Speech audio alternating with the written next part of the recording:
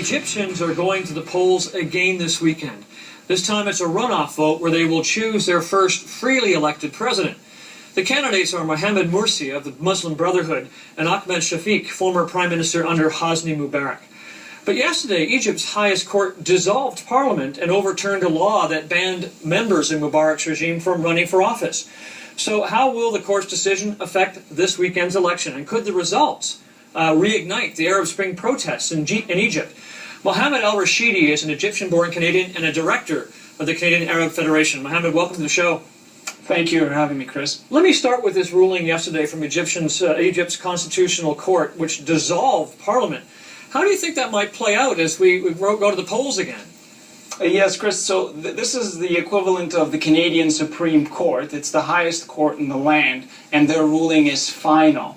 So what they have done is they've followed the precedent in the past that even under a dictatorship of Hosni Mubarak, his ruling party, it was really a one-party system. They have a quota for independent members to run in parliament. And what they do is they have members from their party run as independents, when in reality they're members of the ruling party. The Muslim Brotherhood, which is very disappointing, who is supposed to come and replace the corruption of the past, have essentially done the same thing. They brought their members who are acting as independent when really they're not, and they ended up running in parliament, winning. And the court simply followed the precedent. Is there some concern, though, that because of the timing so close to the election runoff, that it could have an influence on the protests that we've seen before? Absolutely, Chris. Now, of course, when you do look at the big picture, you see Egyptians democratically went to the polls. They voted for members of parliament, and it was, by all accounts, a fair vote. The winners are by no means related to the former regime nor the military. So, at the end of the day, the will of the people, you could say,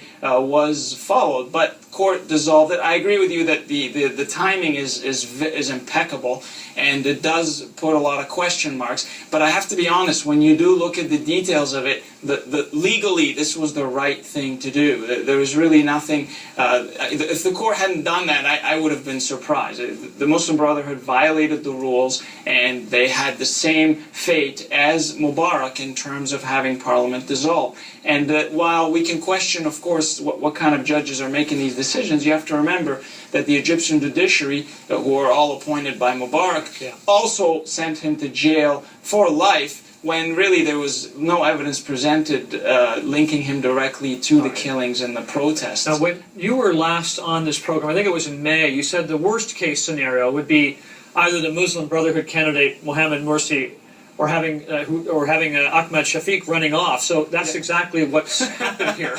Yes, Chris, that's right. On May 23rd, I did say that, and it was a way to predict it. It was the worst case scenario, and really it's the two polarizing figures, and they did come to the top. Now, just to be clear, they do not represent the majority of the Egyptian electorate. That's what's disappointing. Combined, they don't get 50% of the vote, and the reality is the revolutionaries, who represent, I believe, the majority of the Egyptian people, had a divided vote. That is, too many candidates running, whereas the other blocs, such as the former regime and the Muslim Brotherhood, just had a single candidate. And Canadians should be very familiar with that concept of having the vote split on one side and therefore having a minority rise to the top and ruling the country. So it is very disappointing. And I think that at the end of the day, you'll have a lot of people stay home in Egypt because the two candidates are by no means representative of what the Egyptians wanted, certainly what the revolution was about. All right.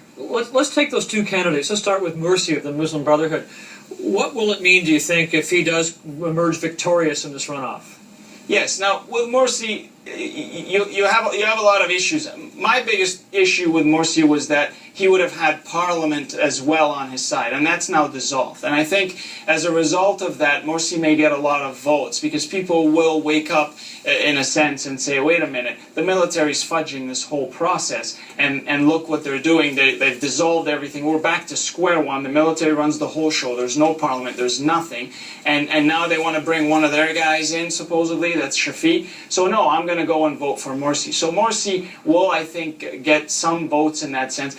extra votes as a result of the court's decision, provided it's a fair election. Morsi will definitely bring about a lot of change, but nobody is certain. You have to remember, there's no constitution drafted yet. So nobody's certain how much power this president will have. Technically, this president should have a lot of power. In fact, more power than Hosni Mubarak, because there is no parliament. At least Hosni Mubarak had to deal with a parliament, albeit most of it were members of his party. So now in terms of Morsi, I have to bring up an issue, because a lot of people say, oh, Muslim Brotherhood, the West should be afraid.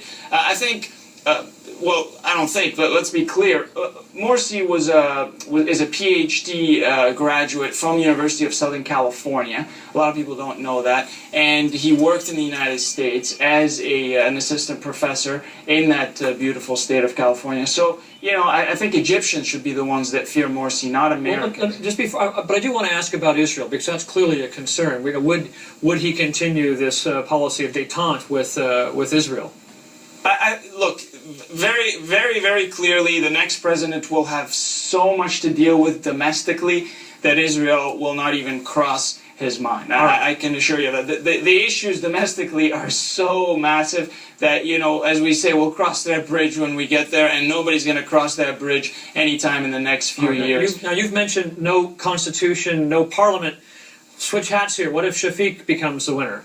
If Shafiq becomes a winner, you're gonna have a lot of problems on the streets, because really the revolutionary force consists of these youth who are secular and so on, in combination with the Islamists who have joined the revolution late. If you put Shafiq in power, you've now brought exactly that same group of people and put them in the same corner, that is the revolutionaries, along with the Islamists. So they will take to the streets, and as we saw beginning in January of 2011, they're just overwhelmed. You can't stop them. If they unite, you just can't stop them. So Shafiq will have a lot of problems in that sense. But going back to your question about Israel and other foreign policy, Shafiq is likely to continue a lot of the policies that Mubarak had in place. And while foreign policy, again, will not be a major issue, domestically, I think he will continue the privatization and liberal economic policies of Mubarak. All right, Mohamed, I'm going to have to leave it at that. Thanks for joining us. My pleasure, Chris. Thank you for having me. Okay, take care. Now, new information is